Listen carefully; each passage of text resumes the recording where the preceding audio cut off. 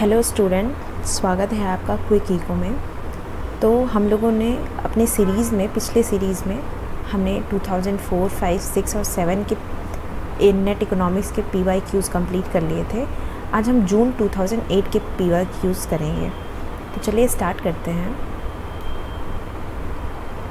हमारा first question है, the concept of consumer surplus was coined bye, यानी कि कंज्यूमर सरप्लस का कंसेप्ट किसने दिया था। तो कंज्यूमर सरप्लस का कंसेप्ट जो है, क्या रिकार्डो ने दिया था।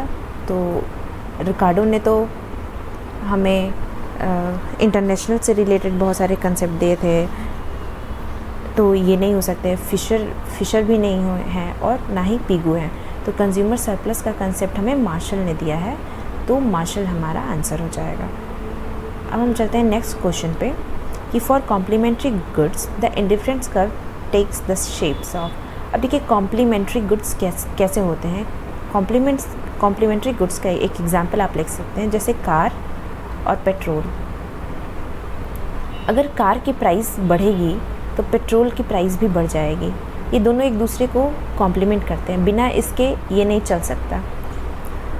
मान लीजिए जैसे शूज़ और सॉक्स, तो शूज़ और सॉक्स बिना इसके नहीं चल सकते, दोनों एक दूसरे के कॉम्प्लीमेंट हैं, तो उसको कॉम्प्लीमेंट्री गुड्स कहते हैं।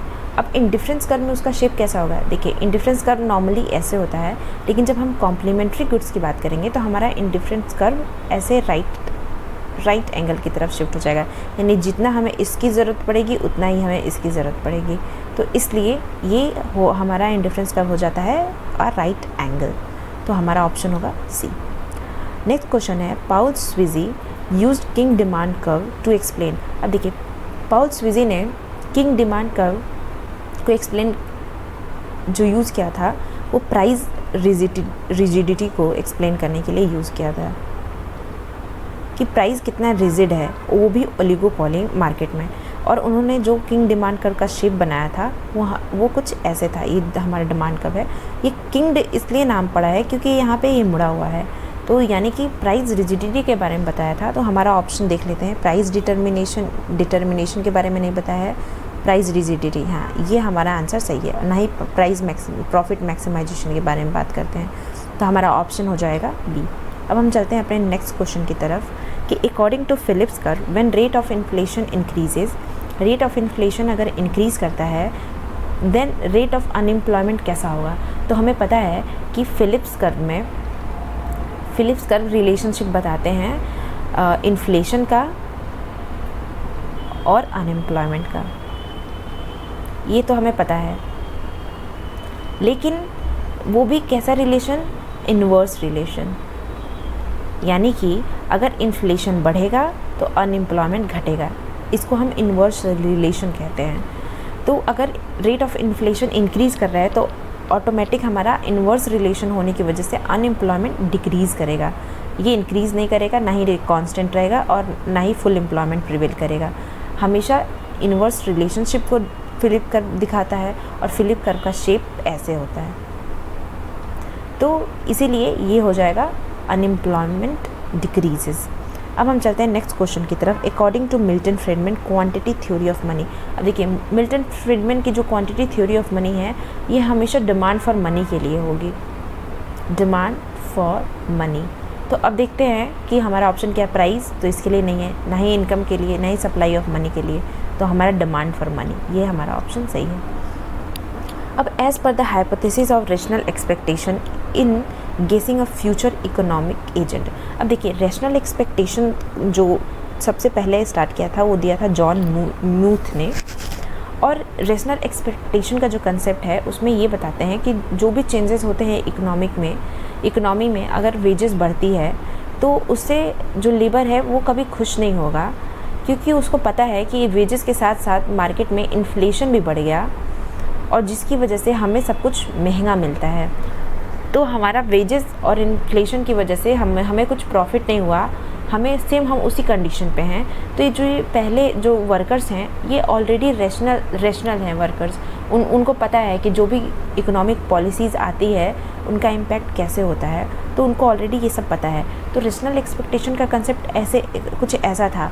तो इसमें ये पूछा है कि जो भी एजेंट्स हैं, इकोनॉमिक एजेंट जो भी फ्यूचर में चेंज होते हैं, तो क्या वो कैसा होता है, क्या वो ऑलवेज़ राइट होते हैं, क्या वो राइट प्रेडिक्ट करते हैं, क्या वो ऑलवेज़ रॉन्ग होते हैं, क्या वो सिस्टमैटिक एरर करते हैं। देखिए, सिस्टमैटिक का एरर का मतलब होता है कि हर एक कुछ आज उन्होंने जो बताया कुछ दिनों बाद फिर से वही गलतियाँ करेंगे, फिर वही गलतियाँ करेंगे, यानी कि हर बार वो कुछ टाइम पीरियड बाद गलतियाँ कर रहे हैं, उनको हम सिस्टमैटिक एरर कहते हैं। और रैंडम एरर का मतलब होता है कि बाई चांस कभी कभार गलती हो गई गेस करने में, एक्सपेक्टेशन के बारे में कि क्या होगा फ्यूचर में।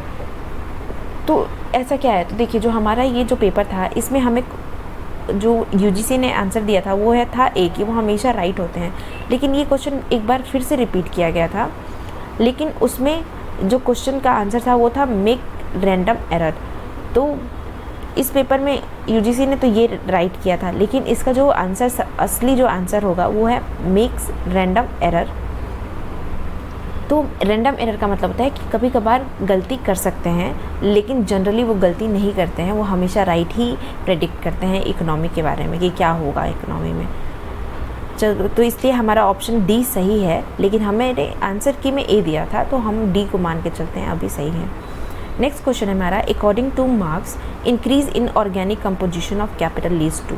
अब देखिए, इंक्रीज इन ऑर्गेनिक मार्क्स ने तीन तरह के टोटल प्रोडक्ट्स के बारे में बताया था, टोटल वैल्यू ऑफ प्रोडक्ट्स। तो total value of products equal होता है मार्क्स के according, total value of product is equal to S plus V plus C, यानी कि S for surplus value, V for variable,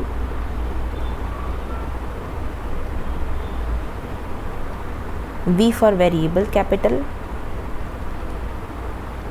और C for constant capital।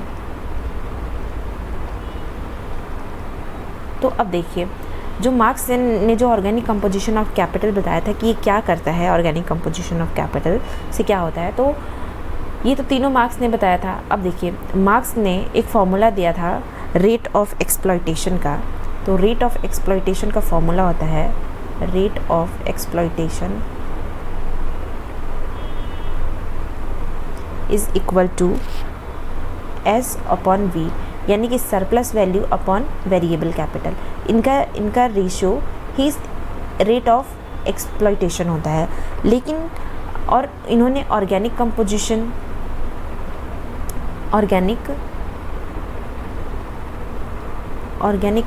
का जो formula है वो होता है ratio of constant capital upon total constant capital plus variable capital. ये होता है ऑर्गेनिक कंपोजिशन का formula, C upon C plus V. तो अब देखिए, इसमें हमें पूछा है कि इंक्रीज इन ऑर्गेनिक कंपोजिशन, अगर ऑर्गेनिक कंपोजिशन बढ़ता है तो क्या होगा। तो ऑर्गेनिक कंपोजिशन जब बढ़ेगा तो ये रेट ऑफ एक्सप्लॉयटेशन, अब देखिए रेट ऑफ जो प्रॉफिट है, रेट ऑफ प्रॉफिट हमेशा ज़रूरी नहीं कि रेट ऑफ एक्सप्लॉयटेशन से ही पे ही डिपेंडेंट करते हैं। तो रेट ऑफ प्रॉफिट हमेशा रेट ऑफ एक्सप्लॉयटेशन पे डिपेंडेंट नहीं करते हैं, क्योंकि कभी कभी देखा गया है कि रेट ऑफ प्रॉफिट जो है वो चेंज होते हैं। अगर ये एक्सप्लॉयटेशन कांस्टेंट है, मान लीजिए ये एक्सप्लॉयटेशन कांस्टेंट है, तो भी रेट ऑफ प्रॉफिट चेंज होता है। और वो चेंज इसलिए होता है क्योंकि ऑर्गेनिक कंपोजिशन ऑफ कैपिटल में चेंज हुआ है। तो यानी कि रेट ऑफ प्रॉफिट चेंज हो रहा है, तो ज़रूरी नहीं कि रेट ऑफ एक्सप्लॉयटेशन की वजह से ही चेंज हो। वो रेट ऑफ एक्सप्लॉयटेशन कांस्टेंट होने के बाद भी वो ऑर्गेनिक कंपोजिशन ऑफ कैपिटल की वजह से चेंज हो सकता है। तो इसलिए अगर मान लीजिए कि इंक्रीज़ होगा ऑर्गेनिक कंपोजिशन ऑफ कैपिटल, तो जो रेट ऑफ प्रॉफिट है वो इनका अपोजिट रिलेशन होता है, तो रेट ऑफ प्रॉफिट हमेशा डिक्रीज़ होगा। तो इसलिए हमारा ऑप्शन होगा इंक्रीज़ नहीं होगा, यहाँ पे होगा decrease in rate of profits. तो ये इसका एक्सप्लेनेशन था। आई होप कि आप लोगों को समझ में आया हो। हमारा नेक्स्ट क्वेश्चन है, इसलिए हमारा ऑप्शन होगा सी। हमारा नेक्स्ट क्वेश्चन है कि विच of the following feature is not a universally observed in underdeveloped countries. Underdeveloped countries के कौन से फीचर ऐसे नहीं हैं जिनको हम हमेशा देख सकते हैं? अब देखिए, अगर किसी कंट्री का लो पर कैपिटा इनकम है तो हम उसको अंडरडेवलप्ड कंट्री कहेंगे। तो ये तो इसके फीचर होते हैं कि अगर लो पर कैपिटा है तो वो अंडरडेवलप्ड कहलाएगी। हाई डेंसिटी ऑफ पॉपुलेशन, देखिए हाई डेंसिटी ऑफ पॉपुलेशन ज़रूरी नहीं है कि किसी कंट्री का हाई डेंसिटी ऑफ पॉपुलेशन है तो वो अंडरडेवलप्ड कंट्रीज़ होगी। लेकिन अगर high share of agriculture in GDP, अगर हाई शेयर ऑफ एग्रीकल्चर है जीडीपी का तो हम यानी कि वो लेबर इंटेंसिव है तो भी हम उसको अंडरडेवलप्ड कंट्रीज़ कह सकते हैं। लेकिन और इसने पूछा कि किसको हम नहीं कहेंगे, और एक लो लिटरेसी रेट इसको भी हम कहेंगे। लेकिन अब देखिए हाई डेंसिटी ऑफ पॉपुलेशन ज़रूरी नहीं है कि जहाँ पे पॉपुलेशन ज़्यादा हो तो वहाँ पे अंडरडेवलप्ड कंट्रीज़ होगी। यहाँ पे हमें नॉट पूछा है तो ये जो फीचर हमें दिया हुआ है ये ज़रूरी नहीं है, क्योंकि बहुत सारे रीजंस हो सकते हैं अंडरडेवलप्ड कंट्रीज़ होने के। पावर्टी हो गया, वहाँ पे पावर्टी की वजह से लोगों में बहुत सारी प्रॉब्लम्स हो जाती हैं जिससे वो उनकी डेथ हो जाती है। तो ज़रूरी नहीं कि पॉपुलेशन बढ़े तो ही वो अंडरडेवलप्ड कंट्रीज़ को हम कहेंगे, क्योंकि यहाँ पे लो पर कैपिटा तो वो तो हमें पता ही है कि जिसका पर कैपिटा होगा तो वो इकोनॉमी डेवलप नहीं कर पाएगी। तो इसमें हमें पूछा था कि कौन सा ऐसा फीचर नहीं देखा गया है अंडर डेवलप्ड कंट्रीज़ का, तो वो है हाई डेंसिटी ऑफ पॉपुलेशन। क्योंकि इसके बहुत सारे एग्जांपल है, जैसे चाइना है, वो बहुत फास्टेस्ट ग्रो कर रहा है क्योंकि उसने अपने पॉपुलेशन को एज ए स्ट्रेंथ वो यूज़ कर रहा है। तो इसलिए हम high density population is not a feature, तो इसलिए हमारा ऑप्शन होगा high density of population. Next question पे चलते हैं हम कि in which of the following growth model human capital play an important role, कि किस ग्रोथ के मॉडल में human capital important role play करते हैं। तो हम ऑप्शन की तरफ से चलते हैं। नियो क्लासिकल में टेक्नोलॉजी, जो सोलो ने टेक्नोलॉजिकल ग्रोथ की बात की थी, तो टेक्नोलॉजी जो है वो एक बहुत इम्पॉर्टेंट रोल प्ले करता है। फिर इंडोजिनस ग्रोथ मॉडल में, यहाँ पे जो इंडोजिनस ग्रोथ मॉडल है इसमें मॉडल ह्यूमन प्ले इम्पॉर्टेंट है। अब देखिए इंडोजिनस ग्रोथ मॉडल में बहुत सारे ऐसे मॉडल हैं जैसे कि ल्यूकास मॉडल, जिसमें ह्यूमन को बहुत इम्पॉर्टेंट बताया गया है कि अगर हम ह्यूमन में इन्वेस्ट करते हैं, ह्यूमन के एजुकेशन पे इन्वेस्ट करते हैं और उनके एजुकेशन पे इंडिजिनस ग्रोथ करते हैं, ज़रूरी नहीं कि हमें टेक्नोलॉजी और हम मार्केट में ही ग्रोथ करें तो ही ग्रोथ हमारा बढ़ेगा। अगर हम ह्यूमन के एजुकेशन पे, ह्यूमन के ऊपर, ह्यूमन के स्किल पे अगर हम करते हैं तो हमारा ग्रोथ हमारा बढ़ेगा। तो इसलिए इंडिजिनस ग्रोथ मॉडल ही एक ऐसा मॉडल है जहाँ पे ह्यूमन कैपिटल को एक इम्पॉर्टेंट रोल माना गया है। मार्क्सियन मॉडल में तो इसके बहुत सारे हैं, इसमें नहीं माना गया, और ना ही हेरेड-डुमन मॉडल में ह्यूमन कैपिटल को एज ए इम्पॉर्टेंट ग्रोथ माना गया है। तो इसलिए हमारा endogenous growth model is a right answer. For the first time India zero based budgeting was implemented in the finance ministership of, अब देखिए किसके फाइनेंस मिनिस्टरशिप में जीरो बेस्ड बजटिंग इम्प्लीमेंट किया गया था। तो पहले तो हम देखेंगे कि जीरो बेस्ड बजटिंग सबसे पहले आया कहाँ से। तो जीरो बेस्ड बजटिंग का जो कंसेप्ट है वो 1970s में दिया गया था पीटर पायर के द्वारा, पीटर पायर इनके द्वारा दिया गया था, और सबसे पहले जो इम्प्लीमेंट हुआ था वो जॉर्जिया में हुआ था। तो Georgia is the first country who implement zero based budgeting. और जीरो बेस्ड बजटिंग में हम एक स्टार्टिंग से हर एक प्रोडक्ट्स को लेके हम डिस्कस करते हैं कि क्या ये सच में रेलेवेंट होगा कि नहीं, इसलिए उसको जीरो बेस्ड बजटिंग कहते हैं। और ये जो फर्स्ट टाइम इंडिया में इम्प्लीमेंट हुआ था वो वीपी सिंह जब फाइनेंस मिनिस्टरशिप के पीरियड में हुआ था, तो इसलिए VP Singh is a right answer. अब चलते हैं हम नेक्स्ट क्वेश्चन की तरफ कि Gadgil formula is applicable to. अब देखिए गाडगिल फार्मूला को सबसे पहले बार जब यूज़ किया गया था वो थर्ड 5 ईयर प्लान में यूज़ किया गया था। अब थर्ड 5 ईयर प्लान कौन करता था? 5 ईयर प्लान को बनाने के लिए प्लानिंग कमीशन बनाया गया था जो हर 5 ईयर पे एक प्लान देती थी। तो वो तो गाडगिल फार्मूला का यूज़ 5 ईयर प्लानिंग में ही किया गया था, वो भी थर्ड 5 ईयर प्लान में, तो इसको याद रखिएगा। और पूरे प्लानिंग कमीशन के बारे में पूरे 5 ईयर प्लानिंग के बारे में आप लोगों को मैं डिस्क्रिप्शन में आप जाइएगा, वहाँ पे आपको वो लिंक मिल जाएगा, और या तो आप इसी चैनल के प्लेलिस्ट में जाइएगा, आपको 5 ईयर प्लानिंग का वीडियो मिल जाएगा जिसमें बहुत सारे इंपॉर्टेंट पॉइंट्स आप लोगों को मिल जाएंगे। तो आप लोग उसे ज़रूर देखिएगा, आपके सारे कंसेप्ट क्लियर हो जाएंगे 5 ईयर प्लानिंग के से रिलेटेड। अब देखिए एक्सेस बर्डन ऑफ टैक्सेस होता क्या है। एक्सेस बर्डन का मतलब होता है, टैक्सेस के एक्सेस बर्डन का मतलब होता है डेड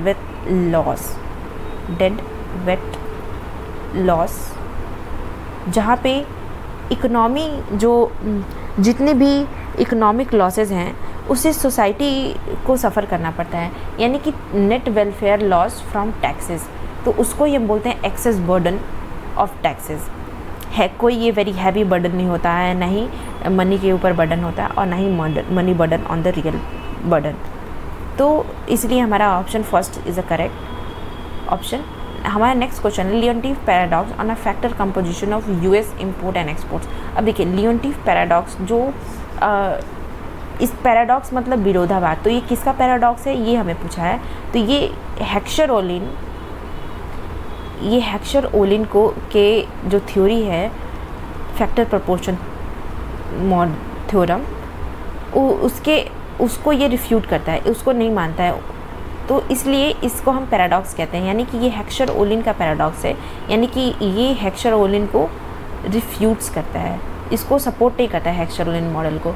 और हेक्सर ओलिन क्या कहते हैं कि कैपिटल इंटेंसिव गुड, जो कैपिटल इंटेंसिव अबंडेंट कंट्री है, अबंडेंट, वो जो एक्सपोर्ट करेगी वो कैपिटल का ही एक्सपोर्ट करेगी, और लेबर अबंडेंट जो कंट्री है वो लेबर का एक्सपोर्ट करेगी। लेकिन लियोनटीफ पैराडॉक्स ने अपने बहुत सालों की उन्होंने एक स्टडी की यूएस पे, और देखा कि जिस टाइम पीरियड पे उन्होंने स्टडी की और ये देखा कि कैपिटल इंटेंसिव होने के बाद भी जो यूएस है वो लेबर इंटेंसिव गुड का एक्सपोर्ट कर रहा है। तो इसलिए ये एकदम विरोधाभास है इन दोनों थ्योरीज़ में। तो उन्होंने लियोनटीफ पैराडॉक्स ने हेक्सर ओलिन के ही थ्योरी को लेके अपना पैराडॉक्स दिया था। तो इसलिए हमारा ऑप्शन हो जाएगा बी। इसको हम एक बार मिटा देते हैं, बहुत घौच पौच हो गया। अब हम चलते हैं नेक्स्ट क्वेश्चन पे। To how many countries India offer to supply the service as such legal, health, social and placement. अब देखिए अकॉर्डिंग टू आंसर की हमारा 5 कंट्रीज़ था, लेकिन वो अभी बढ़ गया होगा। आप लोग एक बार चेक कर लीजिएगा कि अभी वो क्या चल रहा है। नेक्स्ट क्वेश्चन पे चलते हैं। One of the important factor in trade reform is to. अब देखिए ट्रेड रिफॉर्म क्यों जाता है, ताकि जो हमारी कंट्री में ग्लोबलाइजेशन का जो कंसेप्ट है वो अच्छे से हो सके। हर कंट्री अपने सामान को इधर ईजिली बेच सके, और हर कंट्री में जो ट्रांसफ़र है इधर से उधर सामानों का वो अच्छे से हो सके। तो क्या वो इंक्रीज़ एक्सपोर्ट ड्यूटी को इंक्रीज़ करेगा ट्रेड रिफॉर्म? तो बिल्कुल नहीं, वो इंक्रीज़ नहीं करेगा। क्या वो अनचेंज्ड ही रखेगा, कांस्टेंट रखेगा? तो कांस्टेंट में नहीं रखेगा। क्या वो इंपोर्ट ड्यूटी को कांस्टेंट रखेगा? तो नहीं, ऐसा नहीं है। एक्सपोर्ट और इंपोर्ट ड्यूटी को कांस्टेंट नहीं रखेगा, जबकि ट्रेड रिफॉर्म में वो रिड्यूस करते हैं इंपोर्ट ड्यूटी को, ताकि कोई भी कंट्री अपने सामानों को कहीं भी बेच सके और उस पर बहुत ज़्यादा इंपोर्ट ना लगे। अगर इंपोर्ट लग जाएगा तो रिफॉर्म का कोई मतलब ही नहीं रह जाएगा ट्रेड रिफॉर्म का, इसलिए रिड्यूस करता है वो इंपोर्ट को। अब हम चलते हैं नेक्स्ट क्वेश्चन पे कि as per the 61 NNS round. अब देखिए ये हर कुछ सालों पे ये NNS का राउंड, और जो कि पॉवर्टी रिलेटेड डेटा को प्रोवाइड करता है, अब ये मर्ज हो गया NSSO में। तो ये अलग अलग, ये ओल्ड डेटा पे बेस्ड है, तो इस पर हम डिस्कस नहीं करेंगे। अगर जब भी आप एग्ज़ाम देने जाए उस टाइम के NNSO का जो ऑफिशियल डेटा है उसको एक बार पढ़ के जाइएगा, और जब मैं करंट की सीरीज़ लेकर आऊँगी तो मैं वहाँ पे करा दूँगी आप लोगों को। और शेयर ऑफ़ एग्रीकल्चर ये भी ओल्ड डेटा है, मैंने आप लोगों को आंसर की में इसके करेक्ट उस टाइम के आंसर प्रोवाइड किए होंगे जो लास्ट में है। अभी हम समझ लेते हैं। अब देखिए नेक्स्ट क्वेश्चन है the probability distribution in which means and variance are equal. अब देखिए जितने भी डिस्ट्रीब्यूशन दिए हैं, अगर हम बाइनोमियल डिस्ट्रीब्यूशन देखें तो इसमें मीन जो है उसका फॉर्मूला होता है NP और जो वेरिएंस है उसका फॉर्मूला होता है NPQ। तो ये दोनों तो इक्वल है नहीं, नॉर्मल डिस्ट्रीब्यूशन में अलग है और काई डिस्ट्रीब्यूशन में अलग है। अब हम पॉइजन डिस्ट्रीब्यूशन पे चले तो इसमें मीन का फॉर्मूला होता है M, और जो वेरिएंस है उसका भी फॉर्मूला होता है M, और इसका स्टैंडर्ड डेविएशन का फॉर्मूला होता है √M, और इसके स्टैंडर्ड डेविएशन का फॉर्मूला होता है बाइनोमियल के। ये याद कर लीजिएगा आप लोग अगर नहीं आता होगा तो, क्योंकि हर एक एग्ज़ाम में पूछता है। तो NPQ, तो यानी कि अगर हम देखें वेरिएंस और मीन दोनों सेम है पॉइजन डिस्ट्रीब्यूशन में, इसलिए हमारा ऑप्शन होगा A। ये हर बार क्वेश्चन पूछता है तो ये बहुत इंपॉर्टेंट क्वेश्चन है। अब हम चलते हैं अपने नेक्स्ट क्वेश्चन की तरफ। हमारा नेक्स्ट क्वेश्चन है, अब देखिए यहाँ पे टेस्ट दिए 2 टेस्ट। अगर हमें हाइपोथेसिस, नल हाइपोथेसिस टेस्ट करना है और हमारा जो पॉपुलेशन है वो इक्वल है प्रीवियस जो पॉपुलेशन है, और H1 इक्वल नहीं है, यानी कि हम जब हाइपोथेसिस बनाते हैं तो हम एक नल हाइपोथेसिस बनाते हैं और एक अल्टरनेट हाइपोथेसिस बनाते हैं। अगर मान लीजिए इन केस अगर नल हाइपोथेसिस हमारा रिजेक्ट हो जाता है, तो वो कब रिजेक्ट होगा? जब नल हाइपोथेसिस रिजेक्ट तभी होगा कि जब हमारा जो मीन है, मॉड ऑफ जो मीन है और जो ये पॉपुलेशन मीन है, ये बड़ा होगा हमारे स्टैंडर्ड डेविएशन, और ये n और इंटू z और सिग्मा, ये अल्फ़ा अपॉन 2 ये इसके बेस में है। ये जब बड़ा होगा तभी नल हाइपोथेसिस रिजेक्ट करेंगे और हमारा अल्टरनेट हाइपोथेसिस एक्सेप्ट हो जाएगा। तो ये कंडीशन होगी, और जो ये कंडीशन है हमें फर्स्ट आंसर में मिल रही है, इसलिए हमारा ऑप्शन होगा A। नेक्स्ट क्वेश्चन है regression coefficient is independent of. अब देखिए बहुत सारे, जैसे कि हमें क्वेश्चन पूछता है कि अगर स्क्यूनेस, वेरिएंस, ये ओरिजिन और स्केल से कैसे इंडिपेंडेंट या डिपेंडेंट है, इस पे बहुत सारे क्वेश्चंस हमें पूछा जाता है। तो मान लीजिए मैं आप लोगों को इसका पूरा एक चार्ट प्रोवाइड कर दूंगी कि जैसे मीन है, तो मीन जो है वो ओरिजिन और स्केल ये दोनों पे ही डिपेंडेंट होता है, ये दोनों पे डिपेंडेंट होता है। लेकिन हमें पूछा है कि किस पे इंडिपेंडेंट होता है, हमें रिग्रेशन कोएफिशिएंट के बारे में पूछा है। तो ये हमेशा ओरिजिन पे, सिर्फ और सिर्फ ओरिजिन पे ये इंडिपेंडेंट होता है, बाकी जो ये स्केल पे डिपेंडेंट होता है। तो ये बात ध्यान में रखिएगा कि रिग्रेशन कोएफिशिएंट ओरिजिन पे ही सिर्फ इंडिपेंडेंट होता है, बाकी वो डिपेंडेंट होता है स्केल पे। ओरिजिन का मतलब क्या होता है ये भी मैं बता दे रही हूँ कि स्केल और ओरिजिन का मतलब क्या होता है। स्केल ओरिजिन का मतलब होता है कि जिसमें हम सिर्फ प्लस और माइनस कर पाएँ, सिर्फ हम इतना ही कर पाते हैं, जबकि स्केल में हम डिवीज़न और मल्टीप्लिकेशन ये सारे फीचर्स को कर पाते हैं। तो इसलिए ये डिफरेंस है ओरिजिन एंड स्केल में। तो जो हमारा आंसर है कि चेंज ऑफ ओरिजिन ओनली, तो हम रिग्रेशन कोएफिशिएंट जब निकालते हैं तो हम उसमें क्या करते हैं, और हम प्लस माइनस तो करते नहीं हैं, हम वहाँ पे डिवीज़न और मल्टीप्लिकेशन करते हैं। तो इसलिए ये जो रिग्रेशन कोएफिशिएंट है ये डिपेंडेंट होता है स्केल पे, और ये इंडिपेंडेंट, हमें क्वेश्चन में पूछा है इंडिपेंडेंट किस पे है, तो ये इंडिपेंडेंट होता है ओरिजिन ओनली। तो हमारा इसलिए ऑप्शन होगा बी।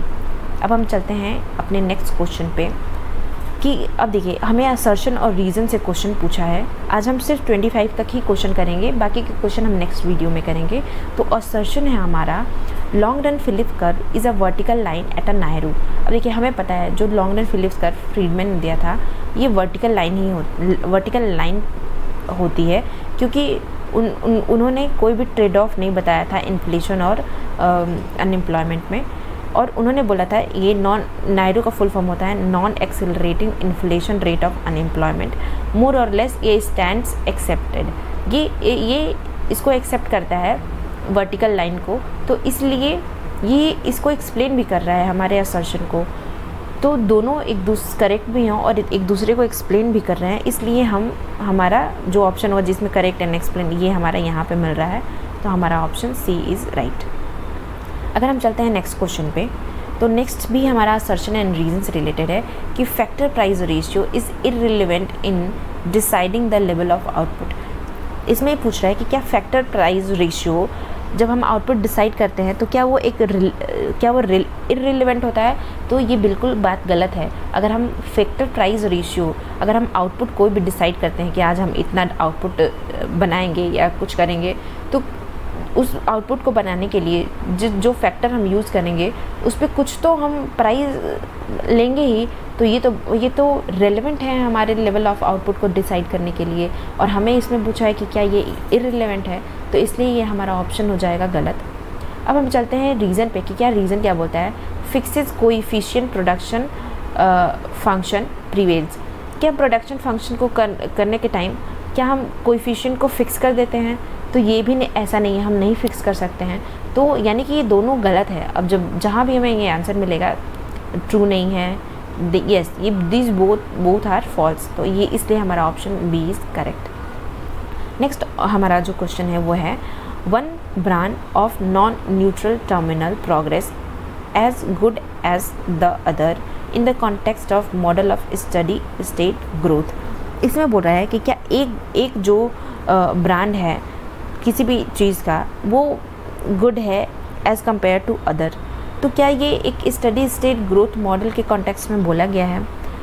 तो देखिए, अगर स्टडी स्टेट ग्रोथ की बात करें तो उसमें हम देखते हैं कि एकदम बैलेंस तरीके से ग्रोथ हो रहा हो, किसी भी तरह का कोई प्रॉब्लम ना हो। तो ये बात एकदम सही है कि प्रोग्रेस की बात करता है दूसरों के कंपैरिजन में, तो ये बात तो सही है।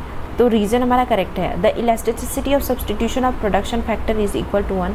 तो अगर elasticity of substitution production function के 1 के इक्वल होता है तो वो स्टडी स्टेट ग्रोथ का एक फीचर है जिसमें elasticity of substitution of production 1 के इक्वल हो। तो ये दोनों सही है, तो इसलिए हमारा ऑप्शन होगा both A and R are true. अब हम चलते हैं अपने नेक्स्ट क्वेश्चन पे कि इन द हे डेज़। अब देखिए, हे डेज़ का मतलब क्या होता है? हे डेज़ का मतलब होता है कि जब किसी भी पर्सन की जो पॉपुलैरिटी और सक्सेस है ये बहुत पीक पे है, यानी कि सबसे पॉपुलैरिटी जो है किसी भी पर्सन की पॉपुलैरिटी एट पीक, मतलब बहुत ज़्यादा पॉपुलर हो वो पर्सन।